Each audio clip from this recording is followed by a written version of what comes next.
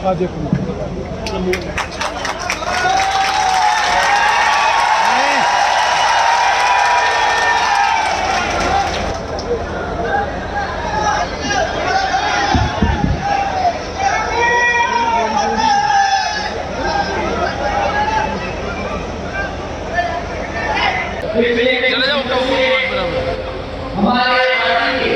से आ जाओ, आगे से। हाँ वहाँ सीधे वहीं तो जिसमें आदरणीय पूर्व सांसद श्री राजेंद्र सिंह जी, श्री ओम प्रकाश कश्यप जी और उनके साथ साथ हमारे सभी जिला विधानसभा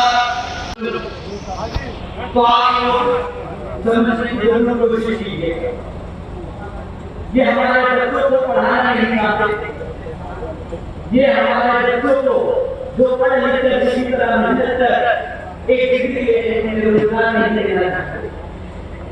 जब आप इनसे नौकरी की मांग करते हैं तो ये आपके सामने सीखों का एक पिटारा लेके आते हैं कि बेरोजगारी भत्ता ले लो, मुफ्त में आराम ले लो। ये सब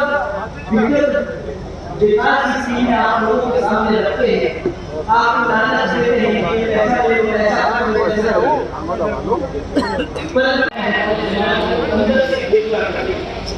ये आप लोगों को अपने साथ साथ अपने बच्चों को भी समझाना होगा, जो आजकल सोशल मीडिया पे देखकर दूसरों को फॉलो करते हैं, उन्हें बताना होगा कि भाई हकीकत क्या है।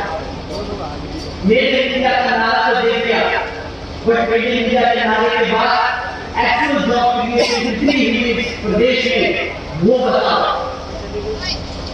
साथियों, आज भाजपा की सरकार में हमारे यहाँ 2 करोड़ से ज्यादा युवा साथी बेरोजगार घूम रहे हैं और 2 करोड़ लोगों को तो ये रोजगार नहीं दे सकते। इनके पास सिर्फ 13 लाख पद हैं, 13 लाख पद भी वो खाली पड़े हैं, भरे नहीं है। साथियों, इन 10 सालों में भाजपा की सरकार ने स्कूल बंद किए, हमारे शिक्षकों को पढ़ाने से दूर रखा और हमारे बच्चों को शिक्षा से दूर रखा। अब तीसरा सबसे इंपॉर्टेंट मुद्दा डेवलपमेंट का, जिसकी सड़क 15 फीट आज के डेट में बुंदेलखंड एक्सप्रेस वे, जिसके उद्घाटन के 5 दिनों बाद ही बारिश के चलते गंगा एक्सप्रेस वे अप्रैल में उद्घाटन हुआ और जुलाई में ही 5 से 10 मीटर वो भी धस गया।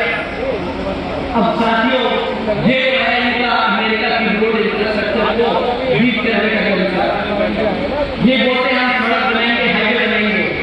मुझे लगता है ये लोग क्या करेंगे कि गड्ढे खोदते हैं और उसकी इर्द गिर्द सड़क बना देंगे।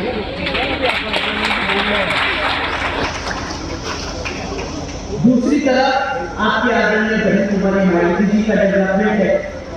नोएडा एक्सप्रेस में कितने लोगों ने यहाँ पे चल के देखा है, कितने लोग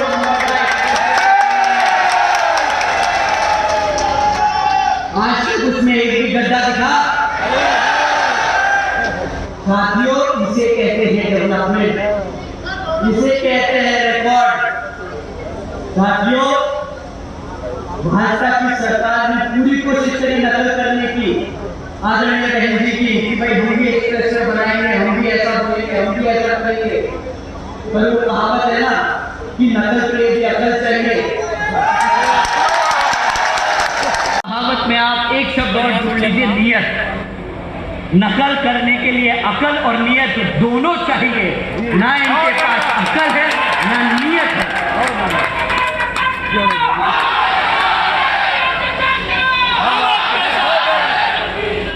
साथियों, इन लोगों ने कहा कि हम डबल इंजन की सरकार लेकर आएंगे।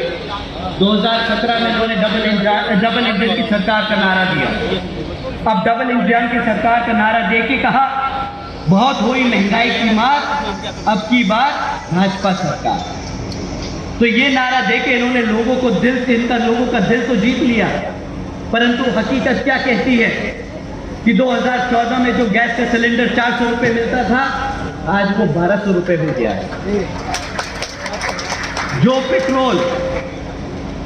पेट्रोल 60 रुपए का मिलता था, जो डॉलर 60 रुपए हुआ करता था, वो आज 100 रुपए छू रहा है। तो आज इनका नारा क्या होना चाहिए?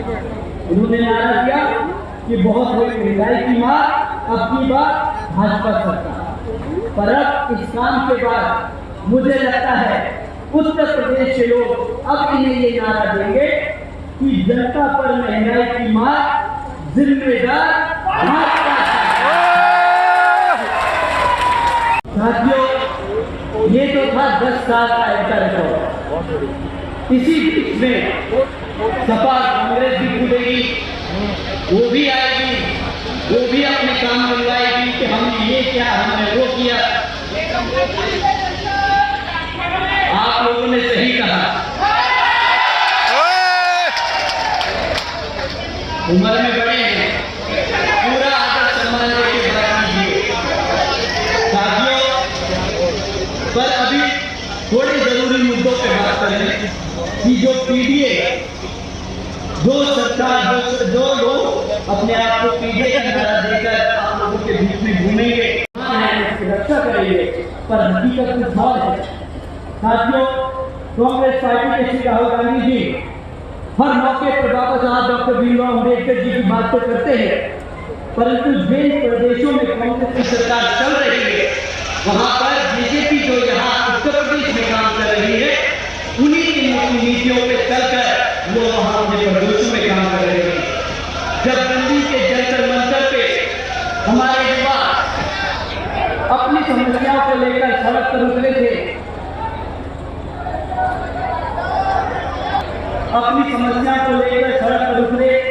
तो कांग्रेस और उनके सहयोगी दलों ने रातों रात उस आंदोलन को हाईजैक कर लिया। छात्राओं के कंधों पर बंदूक रखकर अपनी राजनीति चमकाने का काम किया और उसी की आड़ में संसद में निकलने दी, ताकि महंगाई, बेरोजगारी और गरीबी जैसे महत्वपूर्ण मुद्दे उन पर बहस न हो सके।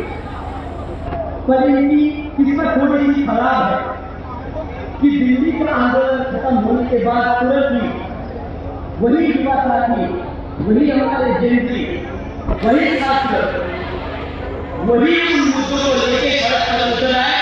कहाँ? इनके झारखंड में। और झारखंड में किसकी सरकार है?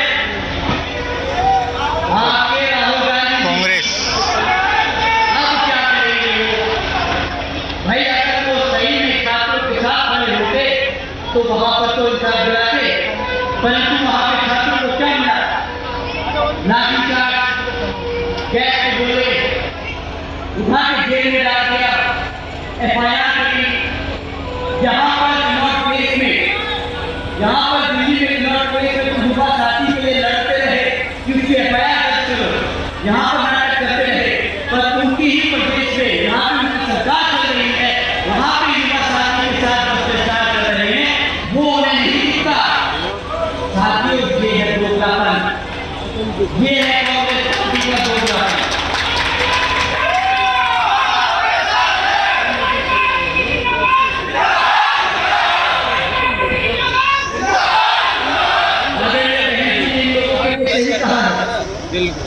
ये दोनों पार्टियां एक ही सिक्के के दो पहलू में साथियों। कांग्रेस गई तो बीजेपी, बीजेपी गई तो कांग्रेस। काम एक जैसे ही हमारे समाज में कुछ भी करने नजर से जो काम करते हैं, देखते हैं। कांग्रेस पार्टी सब आप सब जाते हैं और ध्यान दिया, उनका कभी भी सम्मान नहीं करता।